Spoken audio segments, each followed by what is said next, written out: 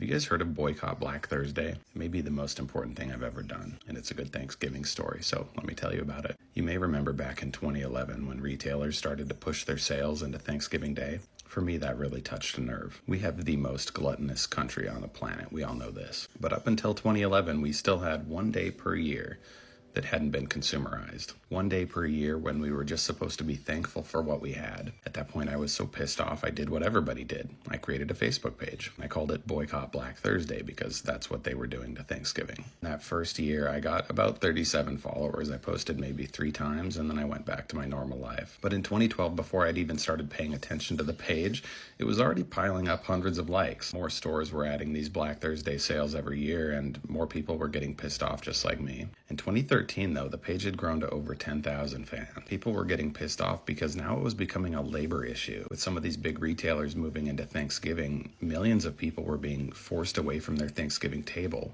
to have to go and stock and sell stuff on a day that was famous for people getting trampled and injured over consumerism. These workers, they were commenting on my posts and they were sending me direct messages with their horror stories. One woman had to clean up somebody's number 2 in a changing room at a big box store. This is on Thanksgiving Day. Another small business owner in a mall told me that his mall was going to fine him $1,100 per hour if he chose to stay closed on Thanksgiving. So now it was affecting business owners too. So we fought back. Employees were sending me dozens, sometimes hundreds of leaked memos and emails and even videos telling me in advance that their store was going to be open and when. Every announcement I would turn into a meme, and when I would share it out, hundreds and sometimes thousands of comments would flood the pages of the giant retailers, forcing their corporate offices to deal with it. Now in 2014, the dam broke. DSW's CEO released a statement that they were not going to be open on Thanksgiving. People were starting to take notice, and I was getting interview requests from TV stations and radio stations across the country. The meme I created for DSW was seen by over 20 million people. Got picked up by Upworthy. Remember those guys? At one point in 2014, my page had over 450 references in Google News. CNN Money ran a full feature piece on my page. And in 2014, I actually appeared on Fox News and MSNBC on Thanksgiving Day, which was kind of ironic. We had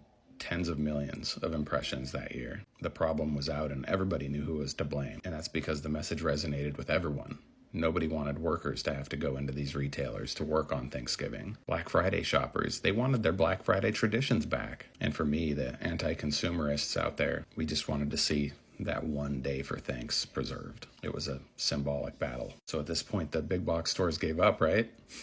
No. They doubled down. 2015 was the most insane year I've ever seen. These retailers, they were so desperate to force Black Thursday on us that Belk, Macy's, and Old Navy all held $1 million lottery giveaways on Thanksgiving to try to force people into their stores. You imagine being one of those workers. You're getting $11 an hour, and some customer who's screaming at you over a flat screen TV is about to win $1 million just for coming in on a day that was created to give thanks. But consumers didn't take the bait. All these gimmicks, they flopped. In 2016, they started to scale back the hours because of the backlash. Radio Shack at one point had announced they were going to open at 10 a.m. on Thanksgiving Day, but the call got leaked to somebody, and the backlash on their Facebook page resulted in them moving their hours back to 5 p.m.